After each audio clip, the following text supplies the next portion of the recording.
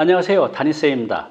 자, 우리가 나이가 들면 들수록 내 삶의 질을 결정하는 가장 중요한 것이 있습니다. 무엇일까요? 네, 바로 집입니다. 왜 그럴까요? 우리가 이제 나이가 들어서 노년이 되면 될수록 집에 있는 시간이 많아진다고 합니다. 또 이제 밖에 외출을 해도 멀리 못 가죠. 그래서 집 주변에 있는 시간이 늘어나기 때문에 집이 내 삶의 질을 결정하는 중요한 변수가 됩니다.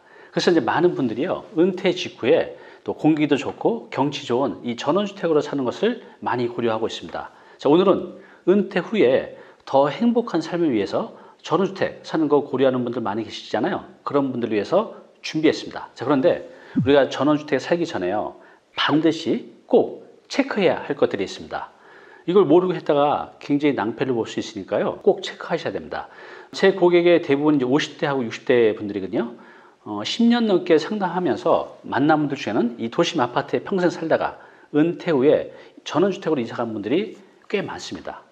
자, 그런데요, 놀랍게도 그렇게 본인이 원해서 간 전원주택인데요, 1, 2년도 채 버티지 못하고 다시 이 도심 아파트로 돌아오신 분들이 꽤 많이 있습니다. 자, 그분들은 그토록 본인이 원했던 전원주택인데 왜 다시 포기하고 나왔을까요? 자, 오늘은 그 이유 7가지에 대해서 말씀드릴게요. 이것은 실제 경험자들의 이야기입니다. 혹시 지금 전원주택에 살려는 계획 있으신 분들 있잖아요. 오늘 영상 꼭 보시고 결정에 참고하시기 바랍니다. 자, 전원주택 단점도 있지만 장점이 너무 많아요. 매일 좋은 경치 보죠. 좋은 공기에서 이 자연에서 누리는 그 힐링감과 행복감, 또 도시를 떠나서 사는 그 여유로운 삶, 아파트와 달리 층간소음 걱정도 없고, 또 저같이 강아지 키우시는 분들은 이 타인의 눈치를 보지 않고 편히 키울 수도 있습니다. 또 담배 피우시는 분들 마음껏 피울 수 있죠. 자, 나이라면 정말 좋은 점들이 많이 있습니다. 자, 그런데요, 이렇게 좋은 점들이 많이 있음에도 불구하고요, 이 전원주택의 몇몇 단점 때문에 사시는 것을 포기하는 분들이 많이 있습니다. 왜 그럴까요? 지금부터 그 이유 7가지에 대해서 말씀드리겠습니다.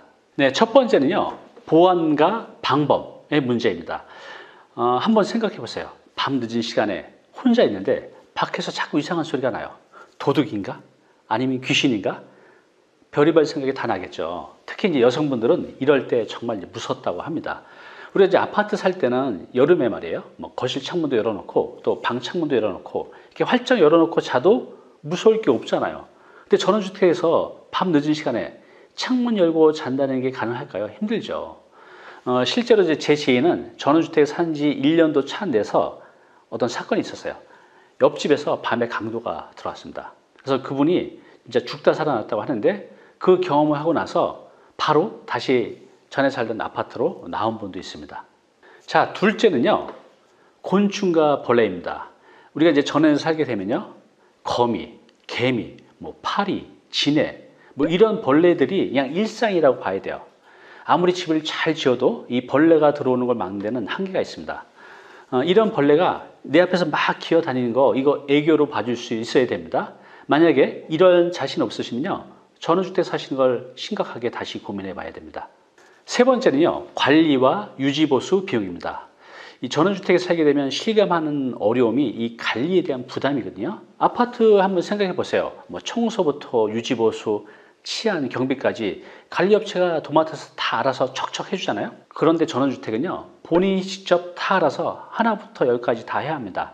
이 철마다 해야 하는 일도 정말 태산이라고 하네요. 그리고 이게 매일 해도 끝없이 반복된다고 합니다. 또 뭐 폭우나 폭설, 뭐 태풍 같은 경우 이 전원주택 굉장히 취약할 수밖에 없거든요. 이런 거 한번 오게 되면요, 이 수리할 게 정말 많아요. 자, 이 모든 것을 예방하고 보수하는 것은요, 오로지 자신의 몫이라는 겁니다. 자, 그런데 이게 귀찮다고 이 전원주택에 살면서 이거 관리하지 않잖아요. 그럼 집은 빠르게 망가져 간다고 합니다. 전원주택에 사신 분들이 이런 말을 합니다. 매일 꾸준하게 관리하지 않으면요, 이 집도 빨리 낡고 이 주변도 빠르게 금방 이제 더러워진다고 합니다. 이것이 바로 현실입니다. 넷째는요, 투자 가치입니다. 전원주택은 앞서 말씀드린 이 단점들이 있잖아요. 그럼에도 불구하고 집값이 팍팍 오르기만 한다면 문제가 되지 않죠. 그런데 문제는 이 전원주택은요, 30년 정도 살면요, 그렇게 비싼 전원주택 지어진 게 감가상각이 심해서 그냥 제로가 된다고 보시면 돼요. 이 도심처럼 뭐 재개발이나 또 재건축 이슈가 있지 않기 때문에 집값 상승 여력이 크지 않다는 게 현실입니다. 아파트 같은 경우는요, 한 30년 넘어서면 뭐 재건축 기대감으로 제2의 전성기를 또 맞이하기도 하는데, 전원주택은 그런 것들을 기대하기가 힘듭니다. 이런 면에서 투자 가치 굉장히 중요한데요. 다시 한번 이제 정리하면 이렇습니다. 첫 번째, 감가상각이 매우 큽니다. 아파트는 이제 연식이 한 10년, 20년이 되어도 감가가 그렇게 크지 않거든요. 근데 전원주택은요, 한 20년 정도 되면 정말 제로라고 보시면 됩니다. 감가가 크다는 겁니다. 두 번째는요, 황금성이 매우 떨어집니다.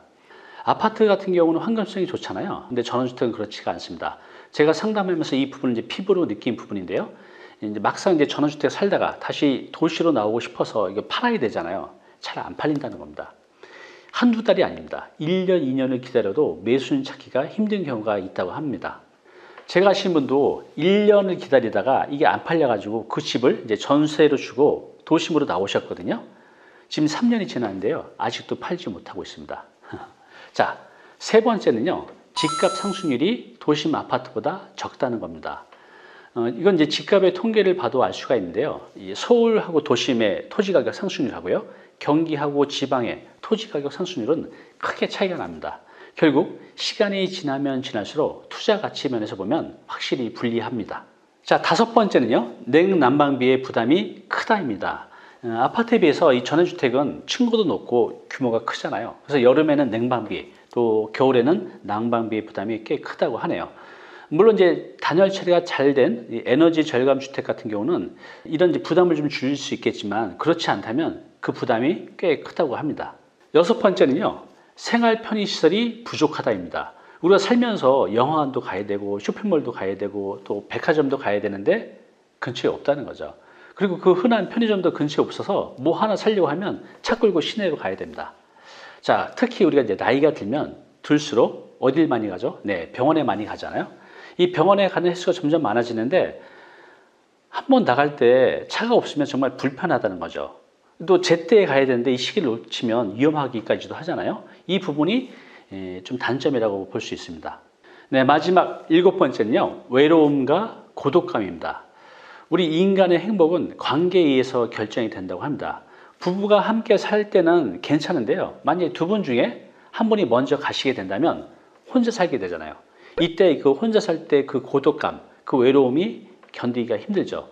실제로 이건 이제 현실적인 이제 고민이라는 거죠. 보건복지부가 조사를 한 게 있는데요. 이제 사별이나 또 이혼이나 별거 등으로 이제 혼자 사는 노인들 있잖아요. 이분들이 함께 사는 노인보다 혼자 사는 노인이요, 치매가 걸릴 확률이 2.4배가 더 높은 걸로 나타났습니다. 그래서 혼자 되었을 때 그 외로움과 그 고독감, 그리고 이에 따르는 우울감도 굉장히 커지고요. 치매 위험도 더 커진다고 합니다. 자, 지금까지 전원주택에 살면서 후회하는 7가지 이유에 대해서 말씀드렸는데요. 다시 한번 정리해 보겠습니다. 첫 번째, 보안과 방범의 문제입니다. 두 번째, 곤충, 벌레 이런 혐오 동물들의 문제가 크다는 거죠. 세 번째는요, 관리와 유지 보수 비용이 크다는 거. 자, 네 번째, 중요한 부분이죠. 투자 가치와 황금성이 크게 떨어진다는 겁니다. 다섯 번째는요, 냉난방비의 부담이 크다. 여섯 번째는 생활 편의시설이 부족하다는 거. 마지막 일곱 번째는요, 외로움과 고독감입니다. 오늘 당신께서 해야 할 일이 있습니다. 네, 지금 전원주택에 사는 거 생각하고 계시다면요, 오늘 제가 말씀드린 그 7가지 단점 있잖아요. 이걸 현실적으로 감당할 수 있는지 꼭 생각해 보시기 바랍니다. 그럼 만약에 이것이 확신이 서지 않는다면 전원주택을 내가 구입해서 살기 전에 전세로 한 1년, 2년 살아보는 것도 좋은 방법입니다. 이 전원주택도 전세로 나온 물건들이 많이 있거든요. 그래서 내가 살려고 하는 곳 있잖아요. 그 지역에 전세로 한번 살아보는 겁니다. 그렇게 해서 봄, 여름, 가을, 겨울 이 4계절을 지내고 보면 이 장점과 단점을 내가 몸소 경험할 수가 있잖아요. 이렇게 해서 내가 이걸 감당할 수 있다. 그러면 그때 여러분들이 전원주택을 구입해서 사는 것을 추천드립니다. 자, 오늘 내용 많이 도움이 되셨나요? 도움이 되셨다면 구독, 좋아요 부탁드리겠습니다. 다음번에도 우리 은퇴와 노후에 도움이 되는 정보를 가지고 다시 찾아뵙겠습니다. 감사합니다.